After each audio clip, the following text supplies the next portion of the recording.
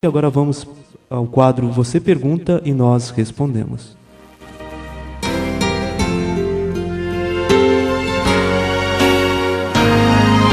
A primeira pergunta que recebemos de uma ouvinte que não quis se identificar, pergunta: à luz da Bíblia Sagrada, é pecado alugar barriga para gerar bebês e doação de órgãos? Isso tudo é pecado? Eu quero dizer o seguinte com relação à primeira pergunta: é pecado alugar barriga? Nós dizemos que o casamento é instituição divina, acabamos de mencionar. E citamos como base da nossa afirmação Gênesis 2:24. Então o homem e a mulher se unem para aquela finalidade que diz Gênesis capítulo 1, versículo 27, crescei, multiplicai-vos, enchei a terra, povoai.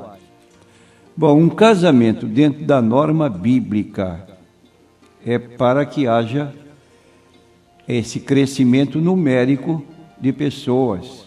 No princípio e também hoje está ocorrendo. Bom, se um casal tem problemas em gerar, seja a culpa do homem ou seja o problema do homem e da mulher, como encarar à luz da Bíblia Sagrada?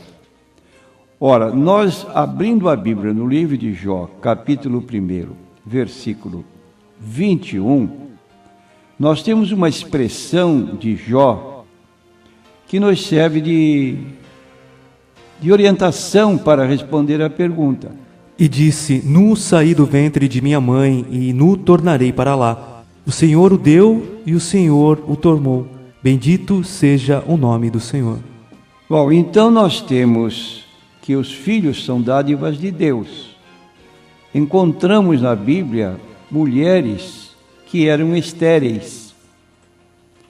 E quando essas mulheres estéreis sentiam o problema de não dar à luz filhos, no caso de Ana, o que elas foram fazer? Foram orar a Deus, a Ana principalmente foi orar a Deus para que lhe desse um filho.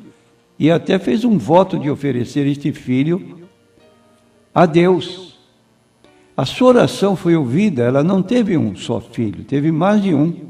Mas aquele que ela havia prometido, votado, entregar ao trabalho de Deus, foi entregue, se tornou o grande profeta Samuel. Ora, se Deus dá e se Deus tira, quando não há filhos no casamento, então é uma manifestação de que Deus não quer dar filhos. Se não quer dar, por que usar desta oportunidade que hoje está se propagando, barriga de aluguel? Seria contrário à natureza, à ordem da própria forma como Deus estatuiu o casamento e a criação dos seres humanos. Em vez de fazer o filho de modo artificial, como hoje ocorre, se contente com a vontade de Deus, ou se não, ore a Deus para que haja a remoção do mal que impede o nascimento de uma criança. Essa é a nossa posição à luz da Bíblia. Agora, a segunda pergunta, doação de órgãos é pecado? Nós respondemos positivamente não. Não é pecado. Em 1 João, capítulo 3, versículo 16, há uma demonstração de solidariedade no sentido de doarmos aquilo que o nosso semelhante precisa. Conhecemos o amor nisto, que Ele deu a sua vida por nós, e nós devemos dar a vida pelos irmãos. Então aí está, se uma pessoa precisa, por exemplo, transfusão de sangue, se Jesus deu o seu sangue por nós na cruz do Calvário, fez uma grande transfusão, nós também devemos dar o nosso sangue pelo nosso irmão. Se podemos fazer uma doação de órgãos, por que não fazer? porque é uma maneira de nos solidarizarmos com os nossos próximos. E aí está, então, que a adoração de órgãos tem apoio na Bíblia Sagrada.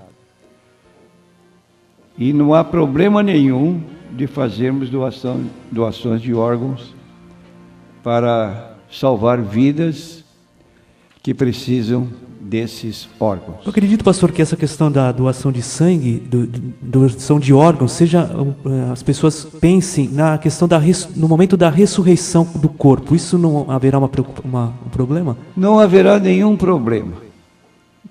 Ora, se o nosso corpo, com o tempo, ele se torna em pó, como diz o livro de Eclesiastes 12:7, tu és pó, em pó te tornarás, nem por isso impede a ressurreição do corpo. Haverá ressurreição do corpo com a mesma natureza humana, porém em corpos glorificados, quando se trata de um cristão. E no livro de Daniel, capítulo 12, se fala de corpos de ignomínia, quando houver a ressurreição daqueles que não são cristãos. Então não há problema nenhum. Se você fizer uma doação de órgão, não pense que haverá prejuízo no dia da sua ressurreição.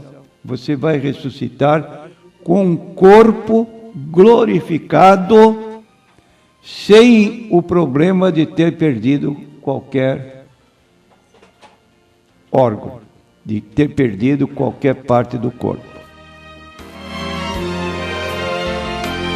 Mais uma pergunta, pastor, do nosso ouvinte Ronaldo, irmão ouvinte Ronaldo. O crente que estiver em contendas com outro irmão crente, pode participar da ceia e fazer votos? Não deve participar da ceia. Mateus 18, versículo 15 a 17, recomenda a reconciliação. Ora, se teu irmão pecar contra ti, vai e repreende-o entre ti e ele só. Se te ouvir, ganhaste a teu irmão, mas se não te ouvir, leva ainda contigo 1 ou 2, para que pela boca de 2 ou 3 testemunhas toda palavra seja confirmada. E se não as escutar, dize-o à igreja, e se também não escutar a igreja, considera como um gentil e publicano. E ainda o capítulo 5 de Mateus, versículos 23 a 24... Portanto, se trouxeres a tua oferta ao altar, e aí te lembrares de que teu irmão tem alguma coisa contra ti, deixa ali diante do altar a tua oferta, e vai reconciliar-te primeiro com teu irmão, e depois vem e apresenta a tua oferta.